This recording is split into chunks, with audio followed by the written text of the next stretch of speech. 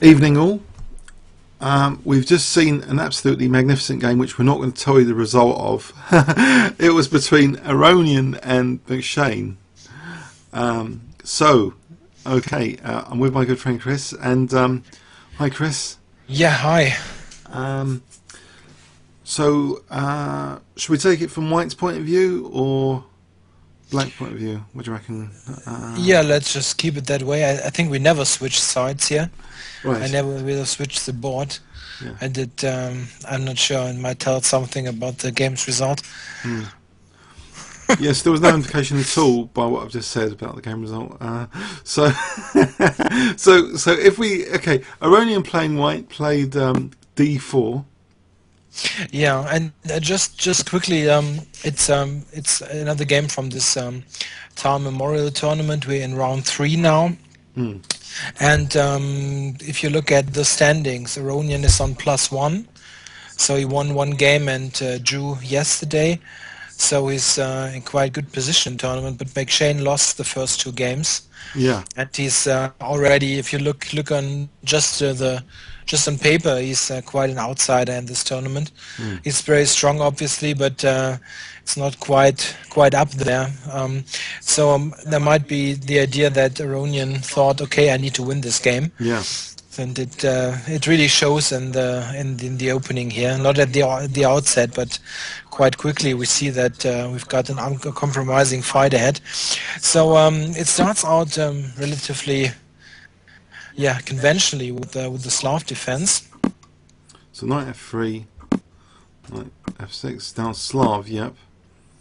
And I've seen Luke Mcshane beat like Nakamura the King's Engine at London Classic, actually, because he plays in London Classic each year, and that's been really amazing to watch.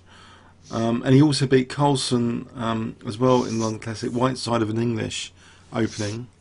So he has beaten some great players from this tournament already in the Classic.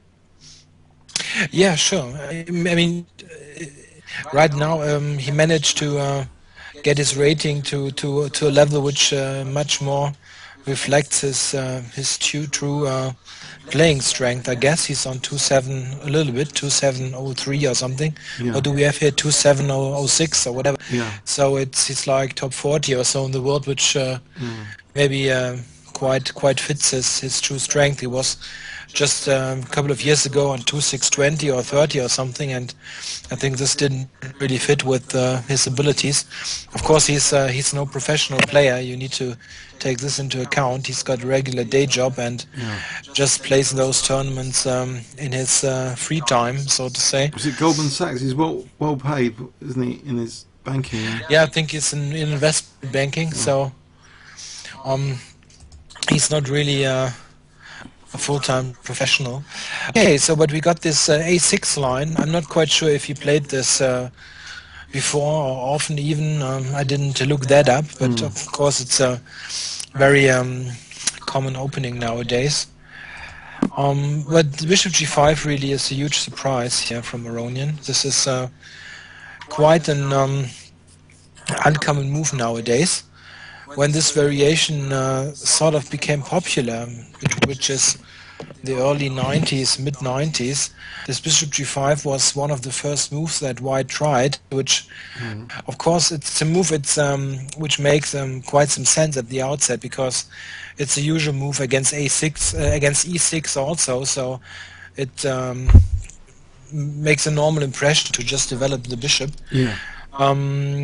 Actually, what Mcshane now played, he took on C4. Yeah. It's a sideline here. Sorry. D4 is rather unusual. Yeah. The normal way to play here is knight e4, which is most often played. And this is, of course, the huge difference to e6, that you have this somewhat weird knight jump here. And this actually forces White to lose a move again with this bishop, or play h4, which is also played once in a while. But usually it continues like this, just to show this briefly. And this is a pure pawn sacrifice for White. Right. And it's actually questionable if this is enough for a pawn. So it's quite quite surprising that Aronian went for this. Okay, he obviously had some idea in mind. It's not bad for white or anything, but it's not the kind of line where white recently tried to fight for an advantage. So bishop g5 was quite surprising. Yeah. But Mcshane actually didn't play knight e4. He took on c4, Yeah. which is also a known move. Yeah, and now a4, trying to make it more difficult for black to play b5. Yeah. Yeah, but now we've got h6. Yes, actually, I've just been recently, that pin video by Smolov I looked at recently, and he talked about bishop g5 as sometimes not a useful pin. Here it's not even a pin yet, but his argument was sometimes the bishop can be a subject to tempo gain and put on where it was on sort of both diagonals is now just on one diagonal if it's Ke2 H4. I know this is all theory, but this h6 and g5 could be really useful to black. I know there's tons of theory on this, but as a sort of idea of bishop g5 generally sometimes not being effective for a potential pin here. I thought that was quite interesting. Yeah, that's true.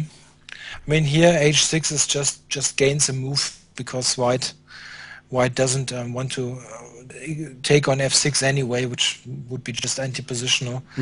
So plays bishop h4. Yeah. Yeah, and now a surprising move from black here, b5. And this position is actually a pretty rare position. I looked it up in my database, and there are I found only 4 games on this position. And amazing. Isn't that amazing? We've got so much theory, and this looks like a beautiful idea coming up, an absolutely stunning idea coming up. Unbelievable. Yeah, okay. Yeah, it's not so unbelievable. I mean, one of the games is actually a game of mine. Oh. Yeah, I played this as black a couple of years ago. You've played this idea? Yeah, Really? sure. It's pretty well known actually. If you know this line, it's nothing special. But the thing is, I had prepared this as well as black against a player where I knew that he would play bishop g5. So this was my preparation to sort of surprise him. Of course, knight e4 is fine and so on, move 5. But I thought this was a nice idea. But in this game, my opponent didn't play as Aronian played, and I think what he played was just better actually. I mean, he was only 2,300 rated compared to the 2,800 of Levon here, but my opponent just played e4 in this position. Oh, right. But what I did, I reacted very, very badly. So this was a terrible game that, that I played. Oh. I'm not quite sure what's correct. I know what I played. It was terrible, but Right. I'm not sure what was right. I think I played, if I remember correctly, I played some stuff like this here. Right. And this was just terrible. Ah, yeah. I mean, just look at the development. I really didn't get my pieces into play at all in this game, so I think this was a bad idea. Yeah. Okay, but we don't want to look at my game. It's just funny that this came up. So some people were a bit surprised about all this, but well, I had prepared this years ago, so I knew that what Levon was doing now is very, very risky. And okay, we see what's coming up. Yeah. So okay, A takes B, and of course there's a pin on the A file, and it looks as though has black actually blundered here, because why not try and exploit this pin? And okay, yeah. But I love this type of sacrifice. I think this must be one of my favourite types of sacrifice, where you seem really casual and chilled out in doing the sacrifice, and then you get a massive initiative soon after. So knight takes b5. Yeah, it's very, very interesting and very it's very rare to see this kind of stuff. It sometimes happens in similar variations of the Slav, but yeah, here it's very very risky to play. Yeah. For white, I mean, it's okay. The thing is, black can just take here. Yeah. White grabbed the rook, and bishop b7 winning a tempo here. So positional exchange sack. So basically, This bishop's kind of been shut down from this diagonal and also protecting this diagonal. It's now on h4.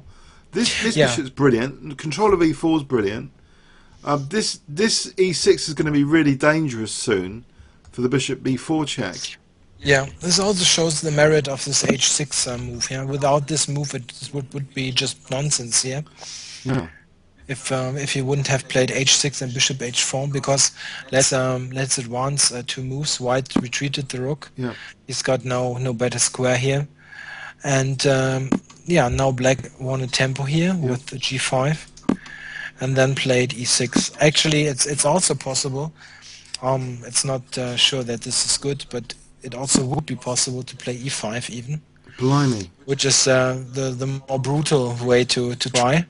I'm not sure that it's better or anything, but just to point out, it's possible to do this. Mm. You've got this immediate threat here. Yes. With bishop b4. Bishop b4, and so white. So sorry, on e5, white would still play something like this here, and then check. We get stuff like this. Is quite similar to the game. Only have this e5 move. It's questionable if this is better. Really, I think maybe what Mcshane did was better. Right. But technically possible. This move is for sure. Yeah. Okay, so he just played e6 here, and this is the whole point of this operation.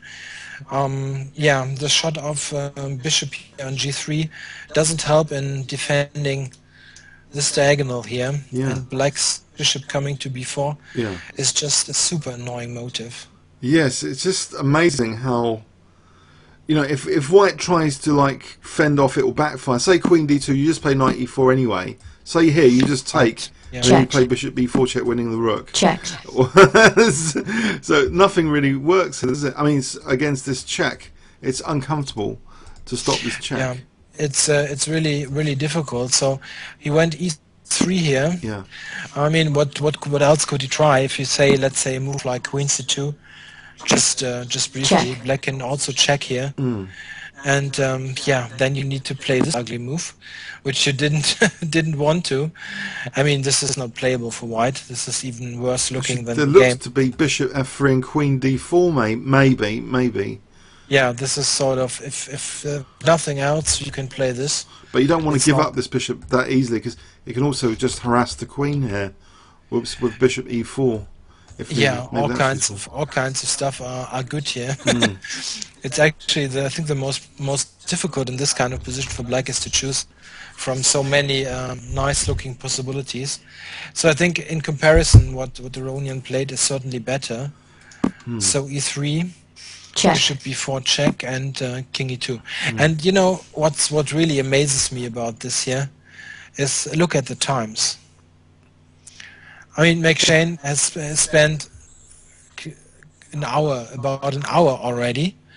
Yes. So he maybe vaguely remembered this idea and then just played this. I'm just speculating here, but no, it's not a piece of preparation. So he certainly knew this idea, I guess, and came up with this at the board. But Aronian obviously went into this completely.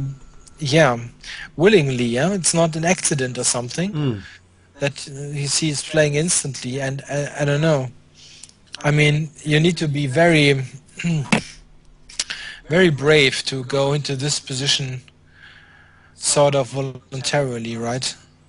I guess he might think, well, he's going to shut down the bishop if he moves the knight and plays f3, and then put the king maybe later on king f2. Maybe that's one idea. Yeah, and maybe. I think the main idea was that he's playing a guy who lost his first 2 games and who's also always spending, I mean, huge amounts of time. And maybe he just thought, okay, I get him into some huge time trouble, and maybe the position is somewhat shaky, but no, he won't be able to play this correctly with so little time. I'm not sure. But there is a 30-second increments. Yeah, there is, okay, but he won't overstep the time or something, but I mean, I don't know. I mean, my honest opinion, to play this is just crazy. Really? The exchange up? You don't like the material here? Really. It's completely bonkers to play this. Really? No, it's just my opinion. I mean, if he just plays a normal kind of pressing game, he might draw, he might win, but you never have. This is just ugly. It does look like you know, like a club game where White's sort of a very weak player and he doesn't like castle, and it's a bit overly clever. In a different perception of this game, it could have been a club game. You couldn't it? Yeah. Right. It looks. If you first look at it, you think, "Oh my God, what did White do here?" And then you see, okay, it's an exchange, huh? So Black sacrificed something to get this position. Yeah. But okay, it's I don't know, maybe a matter of good nerves or anything. Well, I would never play this, but okay, it's I don't know. I just hated this kind of stuff where you're moving around with your king in the opening and you don't have your pieces playing and so on. Yeah. It's I mean, it's difficult. Yeah, maybe it's still equal or anything, but I think it's quite clear that Black has very, very nice compensation. So yeah.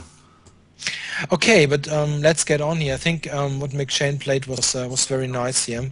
Oh. He went knight c6. Oh, sorry, knight c6. Yeah, knight c6, and I think this is a good move. I mean, you also could maybe have the idea like knight d7, b6 or anything, but this is just much stronger. Yeah, it's making use of the most aggressive pawn, isn't it? Because he's got an idea now, potentially, of knight a5 to b3. So using that aggressive hook. And if he gets that knight, then this rook is kind of made more tactically vulnerable. Hasn't got too many squares whenever it's attacked. Yeah, and this is very nice to get the knight to b3, which is excellently placed there. It's a very aggressive square. In fact, if you look at this A file, Black controls most of the squares on the A file here.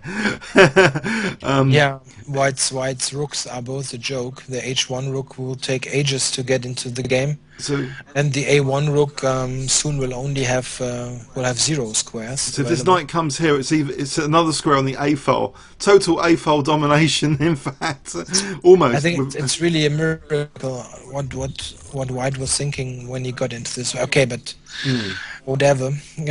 Okay, he played knight e1 now. Which looks quite logical because there's knight c2 to maybe be annoying, and then there's f3 which can improve the king, and then h4. So there's a few implications, and maybe even this bishop coming later. So it looks as though, you know, okay, maybe can White untangle or not this position? Yeah. Okay. One thing I did a brief analysis before we started the video. I want to show just quickly one line that I looked at. This was knight e5, which also I thought made some sense to maybe get rid of the knight here in a way, and then play this f3 king f2 stuff. Yeah. But Black of course doesn't take. He plays knight a5 anyway. I'm going to b3. And just a quick line here that I looked at. Let's say f3 here. Knight to b3. The rook is hanging, so doesn't have a good square. Let's go to a2, and then knight to d5. And yeah, this is very dangerous for White. Just one sample line here, which looks quite logical. This bishop e1 maneuver that you also mentioned, to get rid of the bishop. Let's say here, and now it's already time to strike. Yes, I think there's a slight weakness of that last move, not protecting d4. Yeah, I think this is more like a weakness of the whole position. All right, so takes queen takes. King e2. Yes. And here, okay, Black can just take on e5 with a good position, but if you give this to a computer for a couple of seconds, it will come up even with castling, with the idea of playing rook d8 also, and going on the d file. And this actually is already completely winning for Black. It's not even playable or anything, it's just winning. Let's say this here, this was a sample line. And resigns. Queen e3 mate coming. I mean, this whole position is just ridiculous. Yes, I mean, these guys are not really contributing. It's just like, okay, place the pieces absolutely randomly where they don't make any sense. This is this position. So okay, it just shows a line of attack for black. He's just a rook down here, but it's just made. Yeah. So okay, this was briefly looking at 95. Yeah. So 91. Okay, it's an idea. Yeah. And now, as mentioned, oops, we can just press this one. Black goes to b3 with his knight. Now, white is the exchange up, so I think we'll look at a few options maybe. If there's an option to sack the exchange, but coming up. But bishop e5. Okay, he's creating another pin, which might be annoying, potentially. So in this position, instead of bishop e5, was there anything else, or is it one of the better moves considering? Yeah, I mean, what should white play? I mean, it makes sense in a way. It prepares this h4 idea. So yeah. I mean, it's not looking completely lost or anything for white. So he's trying to get some play going, and also with this f3 kind of maneuver, maybe improve his king. So I think this should be fine. So black castled now. Yeah. I mean, what else? You need to get this knight to move. And now h4, g4. Maybe this idea attracted Aronian to this position. I'm not sure. So knight c2 here. Yes. This is all very, very logical. Man, this knight didn't have any square. He couldn't go to f3 or d3 or whatever. Yeah. So he gains this tempo here. Yeah. Black's dropping back. Yeah, and now funny move, king e1. Because actually, there was also a threat of bishop f6 and rook a5, so he's protecting that against bishop f6. Yeah, right. Say bishop d6 was played, then bishop f6 would win that piece. Yeah, or d6. I mean, just a blunder. Oh, sorry. Yeah. Both This moves knight are has to be working, careful. so Yeah. it's, both moves win a piece. Okay. So he needed to go there. I think this was all really, yeah, quite logical. I mean, what you call logical in such a position. But yeah, look at the times. Mcshane down to 20 minutes, and Aronian still with more than an hour on the clock. So Yeah. it still seemed like he didn't feel too uncomfortable. Yeah. Okay, and now it's difficult. He came up with king e1. Maybe you can also argue for f3 here, but okay, this makes sense in a way because it threatens bishop f6 and queen g4. So Oh yes. I immediately yeah, threatens something. Yes. Yeah, I think he went knight b3 anyway. Attacking here. So that's interesting. Okay, so if white goes ahead with, what did he play? He didn't play bishop f6. He played rook a2. If he goes ahead with bishop f6, this would be a disaster, I guess. Not sure. Not sure if this is so bad. I didn't analyze this move, strangely enough. Forgot about this, I guess. But it makes sense. Let's say bishop takes here. Yeah. Takes here. Check. This kind of stuff. Yeah, now you need to somehow move your rook. And the thing is, I mean, you maybe would like to go here. Check. But this is unfortunately mate next move. Ooh, that's brutal. Yeah, I made it. It's brutal. Oh. Yeah. This is really a sudden death situation here. Yes. So I guess okay. Let's say here. Yeah. So it needs to go here maybe. Yeah. And yeah, what now? Black is fine here. It's got this move. I mean, this is just. I mean, this rook's useful, isn't it? Potentially to go there. That's great. Yeah, the thing is, I just hate this position. I mean, white is what is white doing here? This pieces are all jokes. These pieces are refusing to coordinate with each other. Yeah, and he cannot castle. He's moved his king already a couple of times. It looks really bad. I think white is just terrible here. I don't see a move even. What should white play here? I mean, if you get to take on d4, you will just completely walk over white. Yeah, because this central file crashing through once this d4 looks pretty good as well. This Yeah, looks hopeless. I mean, these two rooks. It's bad news. Okay, so that explains maybe why bishop f6 is not that tempting. So he plays rook a2. If we go back to the game, so rook a2, and now we see h5 just locking up against bishop f6 now. yeah, yeah. It's quite a weird position here with h5 and g4 sort of thrown in here. But okay, what should white do? The thing is, you really cannot play any normal moves anymore. So I mean, white has moved his king twice already. So if he wouldn't, you might think, okay, maybe bishop e2 castles, stuff like this, but it's not possible anymore. And it's really difficult to suggest moves here. Now, in most Aronian games, his pawn structure is quite good, but what we're about to see is going to another island. At the moment, there's 2 pawn islands for white, and to sort of generate some counterplay, he's going to splinter his own pawn structure now. He's going to play soon for f3, but he plays bishop e2 first. Okay, so bishop e2, very interesting, offering g2 here, trying to get some counterplay.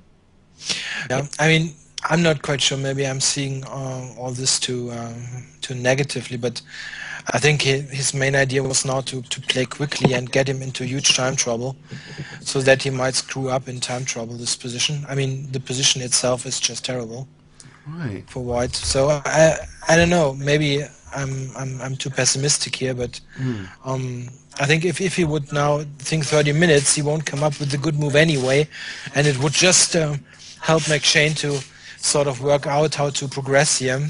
Right. I mean, this at least it sets a little trap here. He played bishop b6 here. Yeah, if he did play, it doesn't need to be materialistic here. It would just give white play, wouldn't it? Rook g1, and then f3 maybe later.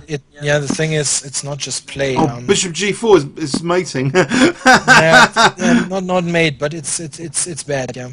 Oh yeah, because we got h5 coming out, haven't we? Check. We got It's not that hot, is it? So bishop g6, there's h5, and if Yeah, king, this even wins instantly for white. if king here, Yeah, just this is too much. yeah, This is too much. And now white's king is also safe. I can just play king e2 or something. Okay, not king e2 because of knight c1, but I mean black has no attack here. This is too much. yeah. I mean, what black could do, he could in this position maybe do some retreat here to not lose immediately. But obviously, this is not what black should aim for. No, he's activated the rook. The rook doesn't need to do anything. Leave the rook asleep. Both rooks need to be left asleep. Don't wake them up.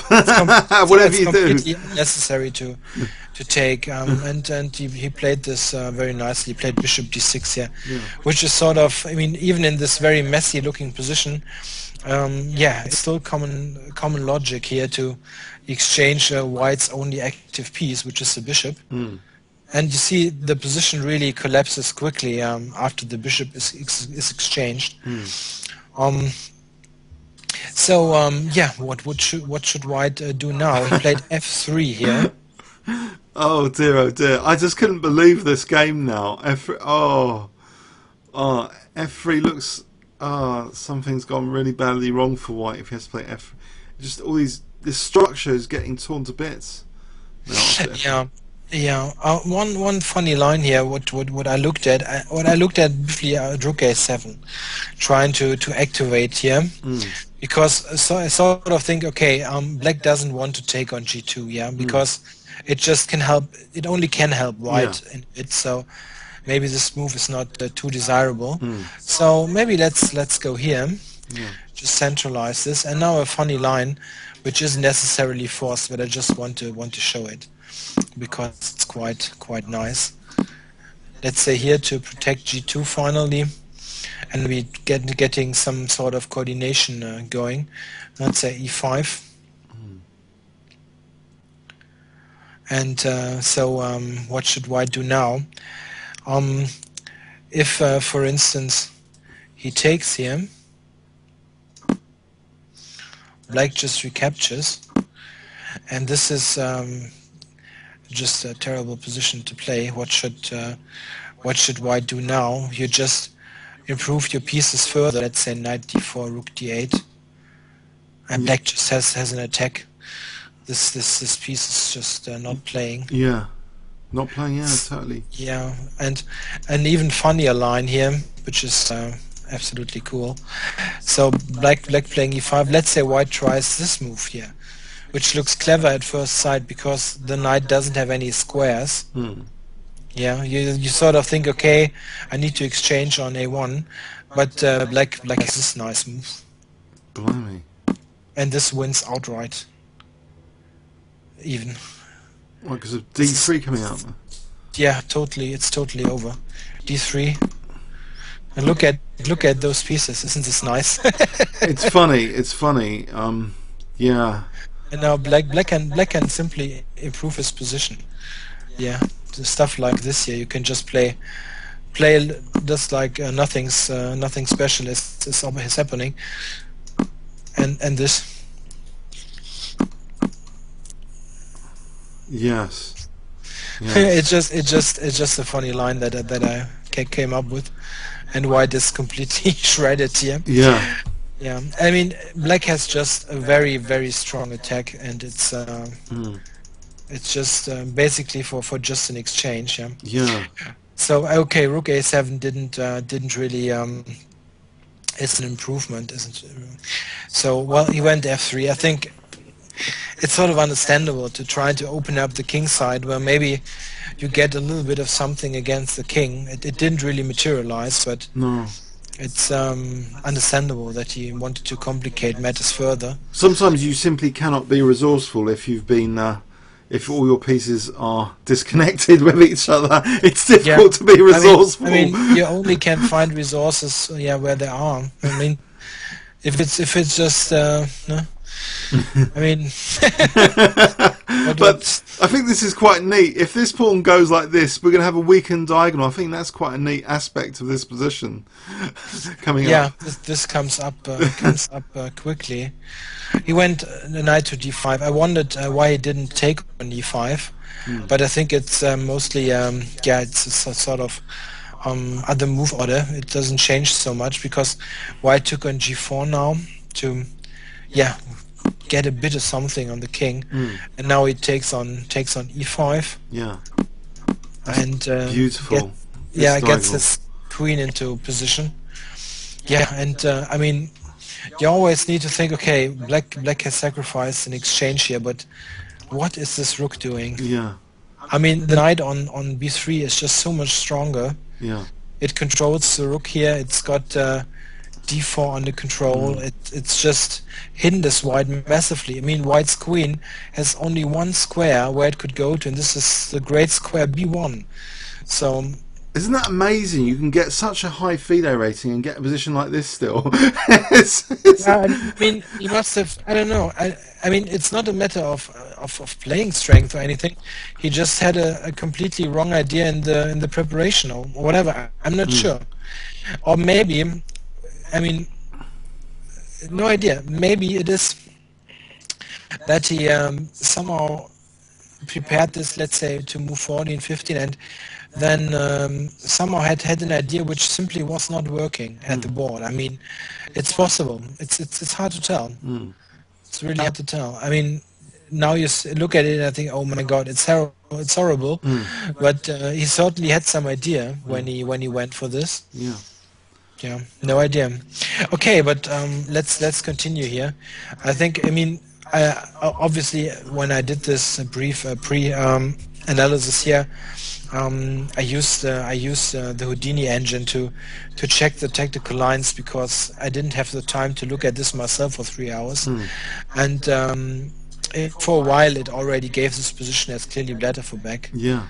Even with the whole exchange down. I mean, it is also quite interesting. I mean, this kind of position, if you give this to Houdini, it already tells you that black has an advantage. Yeah. I mean, the engines are so strong now that they really see this kind of compensation. Yeah. And a couple of moves. I mean, this is already outright winning for black. I mean, it's really beyond saving. The only hope here for white was the clock times.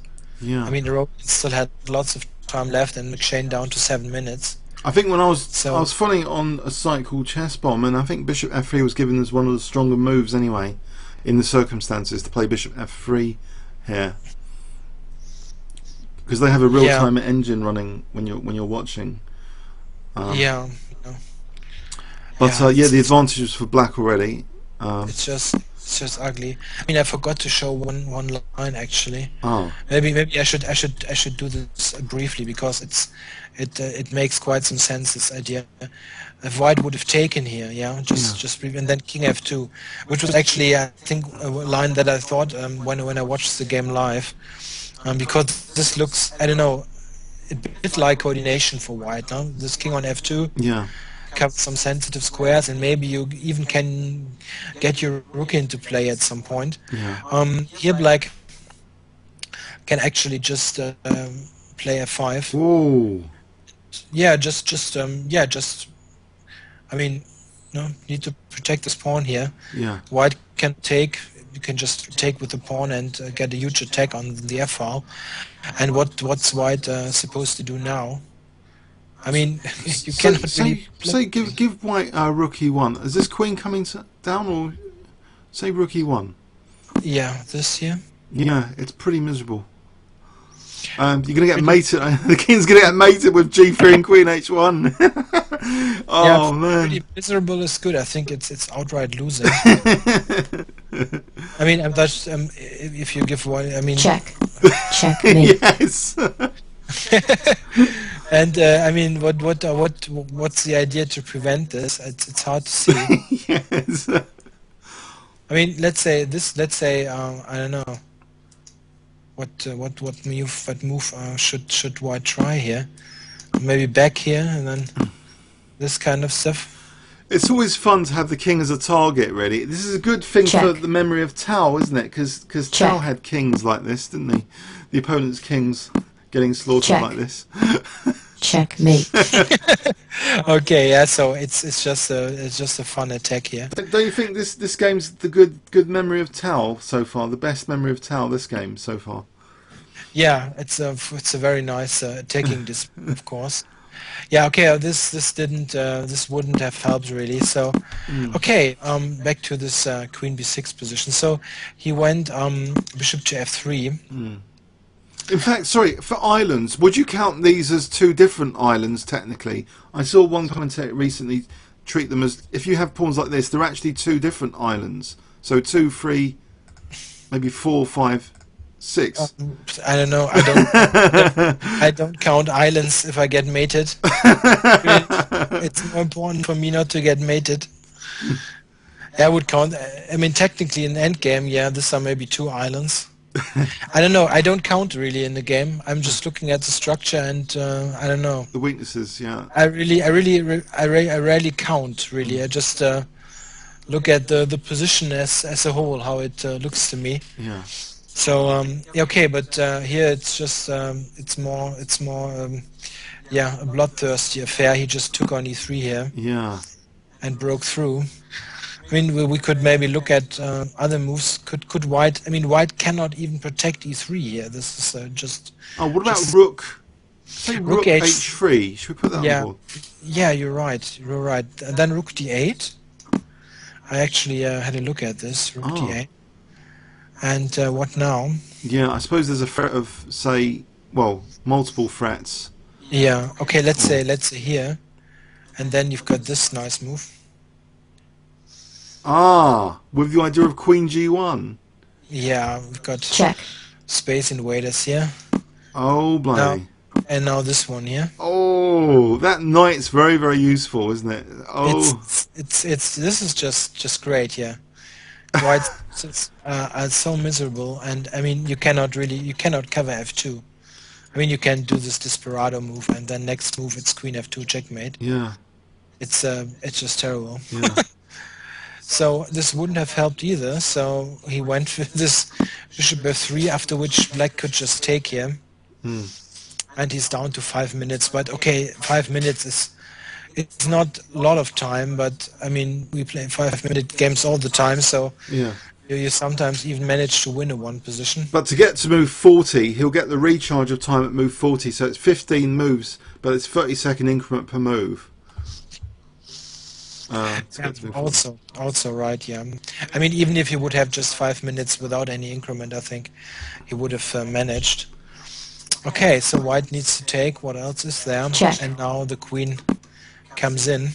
Now he can gain some time on the clock with a few checks without breaching the threefold repetition rule, without invoking that. Check. Yeah, I think this was a very professional thing Check. to do. Yeah.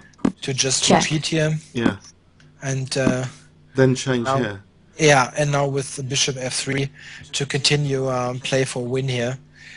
Yeah, And white cannot play queen takes because knight takes c1 attacking the rook. Yeah. That's funny. This rook is just an unlucky And piece. actually, if the rook moves, then there's check on d3 as well. Yeah, you're just yeah, it's terrible. So okay, white needs to take. Check. And then you can Check. give a couple of checks again. Check. Very Brilliant. useful.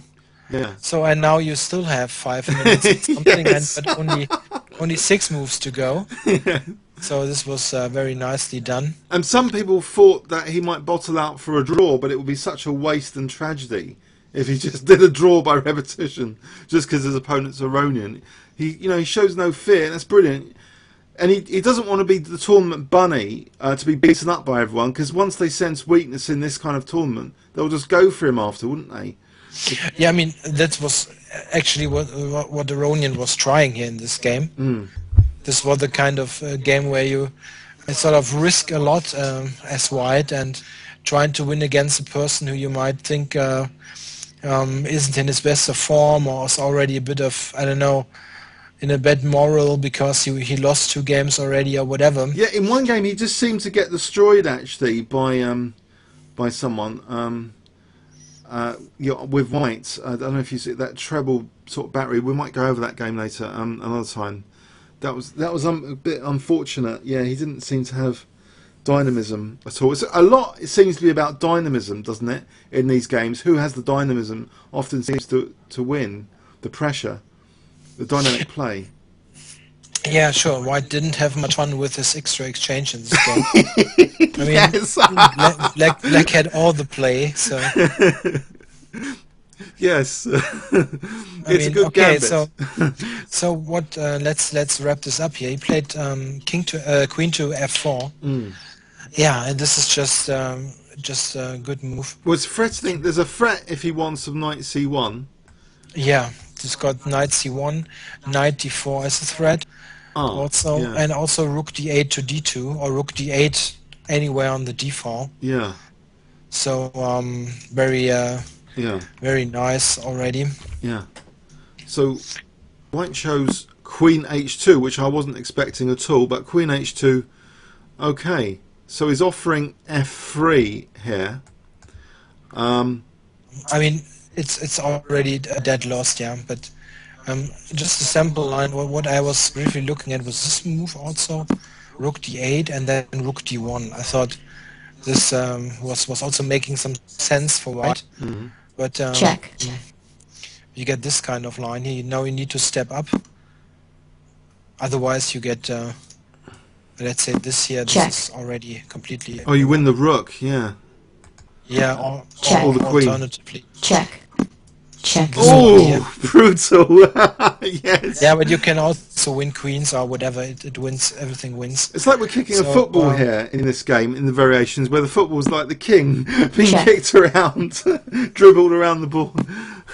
Check. Yeah, as I said, black has all the fun, and now you can even just take here. Oh. Yeah, Even big exchange down there. Yeah. It's nothing. I mean, you have two extra pawns and this terrible king, so Yeah. white has it doesn't have much here. Mm. There's a juicy Check. queen d4 being threatened here, isn't there, for mate? Yeah, queen d4. And then you got the passed pawn Check. over here if you want it. It's over. Black has got just too much here. Yeah. The knight is still so much stronger than the rook. Yeah. Yeah. I mean, it doesn't help. It's already beyond saving. He went queen h2 here, Yeah. and yeah, just grabbed. Yeah.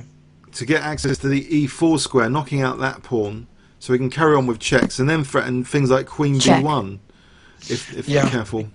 Exactly. But now the rook can make an entrance as well with rook d8 potentially. But Yeah, rook. He played knight to d2. Rook d8 also wins. It's maybe it's quicker. I don't know. I mean, it's rook d8 also wins. yeah. Rook d8 to 2. But this is also quite nice. Queen f3 threatened, and Yeah, I checked with an engineer. I think we're approaching a mate in 9 by force now. yeah, the end position here. This check, I think this is a This force mate in 9. This position, queen f3. yeah, this is mate. Yeah, yeah, but okay, you can also win all kinds of material here. So I think he resigned after queen f3 check, right? Should we try and show that mating force mate in 9 from memory? I don't know. Yeah, king e1 and check here.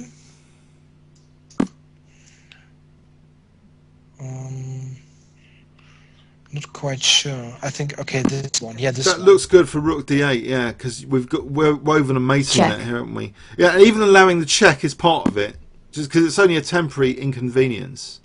Yeah, and now you've got rook d8, and then yeah, all hell breaks loose. So yeah, huge threat.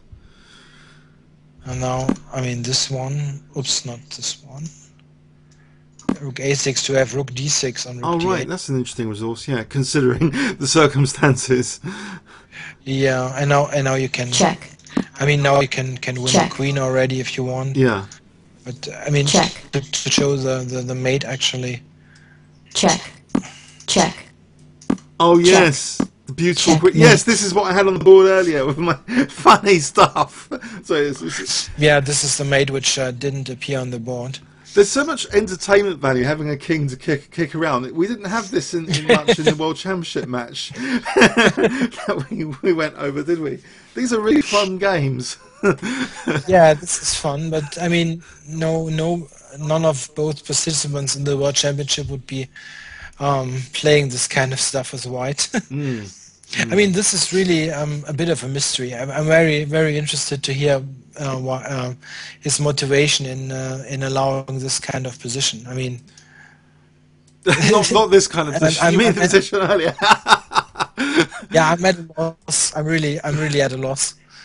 I mean, especially Aronian. He's got he's got such a fine feeling for his piece activity and all kinds of. He's got often very harmonious, interesting piece play in his game, and this kind of position. That positional sacrifice game, classic against that Netherlands grandmaster. It was a fantastic Giri, wasn't it? Yeah, the Rook F3. Yeah. Yeah, brilliant game with the positional exchange sack, and here he's on the receiving end of a positional exchange sack. So why is it positional exchange sacrifices are so dangerous? And often in my early time on YouTube with the 5-minute, a lot of people didn't believe them that I was playing them so routinely, but you get a lot of fun from sacrificing the exchange in chess. Yeah, of course. I mean, it's often. I mean, it's I'm sort of looking for a word here. It's I mean, the exchange is a very relative value because the rooks are pieces that are really, they need certain kinds of positions to really function properly. Yeah. And if you look at this game here in move 15, Yeah. I mean, black's pieces. Look at black's pieces. You've got knight on. Oops, somehow I cannot really mark here. I'm not sure why. Maybe I need to go. I need to do this way. Okay. If you look at black's pieces, I mean, all black's pieces are sort of on their best squares, and they can also easily improve. Yeah. I mean, the knight might jump here. This knight can go here. This bishop on b7 is already its best possible diagonal.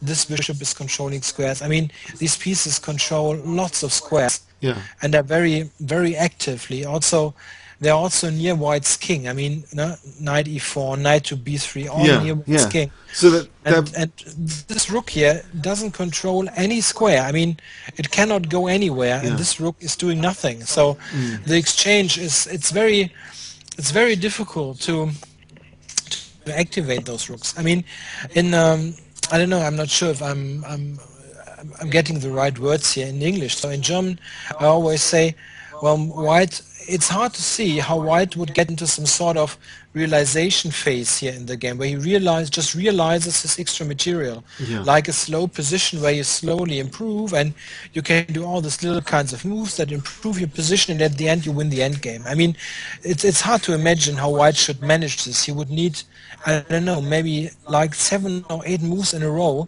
to tidy up his position so much that he could actually think of winning an end game. I mean, it's so far away. And even, I mean, Black doesn't have a pawn here, but very often those exchange sacrifices involve that you get some pawn, like the typical one in the Sicilian on c3, or in the French where you sack on f3, you often get a pawn, even a central pawn. And I mean, this is not even from a material point of view such a huge deal. I mean, if you do this kind of kindergarten-like counting system, like a bishop is 3.5 points, a knight is 3 points, or whatever, and a rook is 5 points, let's say a bishop and a pawn is already quite equal to a rook in this kind of system. So you can very often sack those kind of exchanges. And I mean, these kind of positions are also very interesting to play. So if you get the chance to sacrifice in exchange for a pawn or a nice position, then you should by all means go for it. I think, I mean, it's just interesting. Also, what's often just quickly, another material imbalance which is often very interesting also is sacrificing your queen for a rook, a minor piece, and a pawn. I really had this quite a lot in my games. And it's very often worth doing if these pieces are playing together. Yeah, because I think you can look at it in terms of career prospects of pieces. Like, what is the career prospect of this rook? Only if maybe h4 and hg, you can imagine the rook having an open road. But these pieces have got career prospects because of the king safety to blast open the king. So they're going to get even better, smashing the centre as well. Yeah, I mean, h4 is the only slight idea, but we saw that Black can even just play g4 and the rook is looking as stupid as ever. Yeah. And this is just the problem. I mean, White would need 10 or 15 perfect moves in a row to get his pieces even playing in a way. Maybe we should get rid of all the Christmas tree stuff here. And it's just hard to see how he would do that, and Black just I mean, plays actively in the center and opens up the position. I mean, I prepared this position like I'm not quite sure. It's a couple of years ago. I don't know, 7-8 years or so. And back then I didn't even analyze it.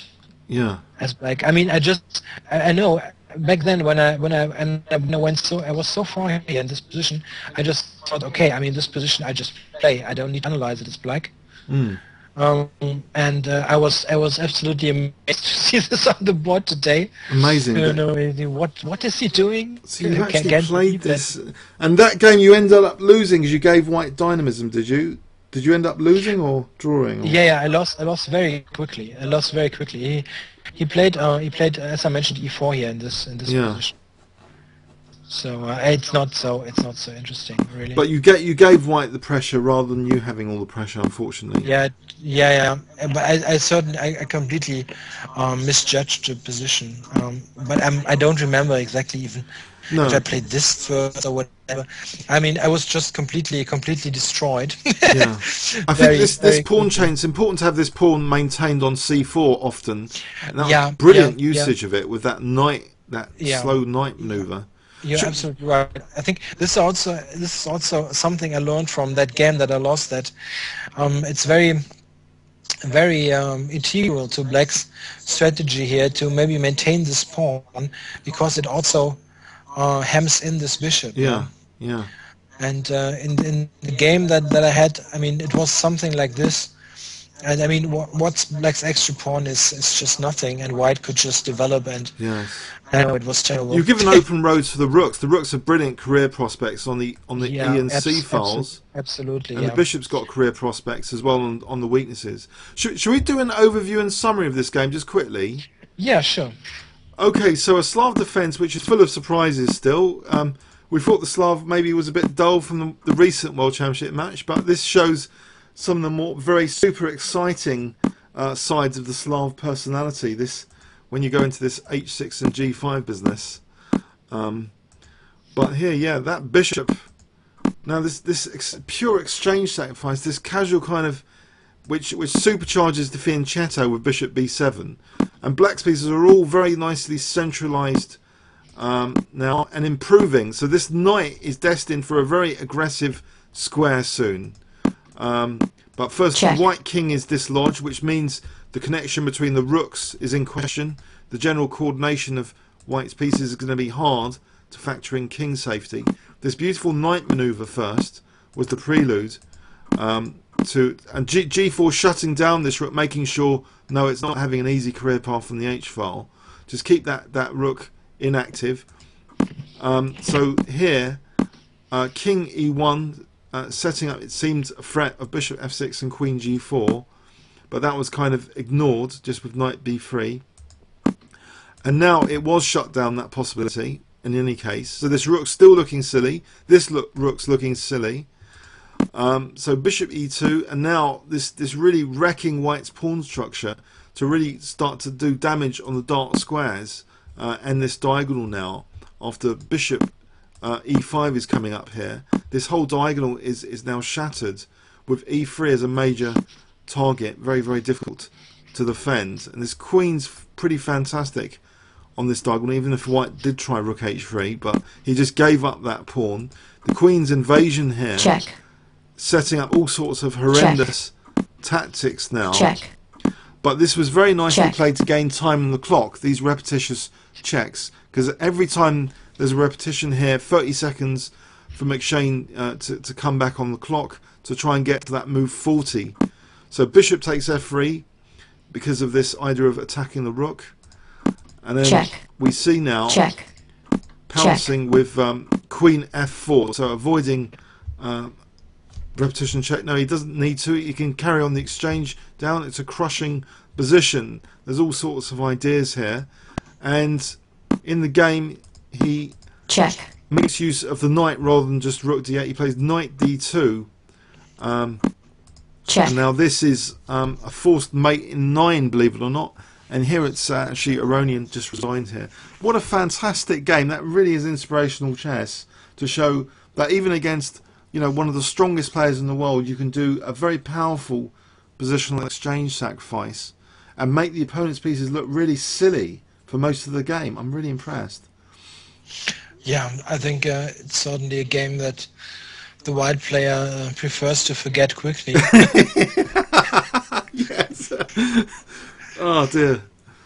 I don't know. Yeah. I mean, it's difficult to tell. I really would like to see the press conference on this game to hear what was White's idea here. I mean, I said it before. I think he might have maybe he didn't look at his preparation at all, or simply misjudged some idea on move 14, 15 or so. I mean, I don't know. No, I don't think Mcshane is losing rating points anymore, even though he's got 1 out of 3. I think it's about his rating performance. Yeah, -1 should be quite okay on paper.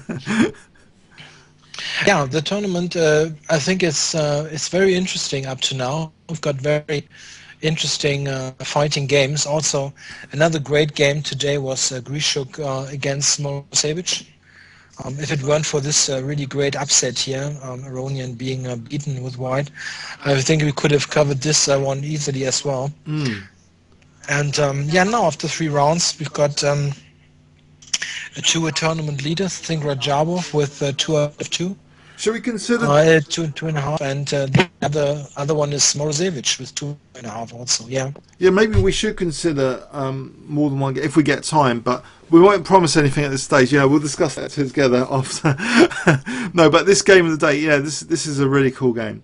Okay, hope everyone really enjoyed that, and maybe be more daring to use positional exchange sacrifices in your own games. Okay, so thanks, Chris. Thanks everyone for watching. We're going to upload to our channel soon, so King's Crush channel and Chess Explained channel. Comments or questions on both our channels on YouTube. Thanks very much. Thanks.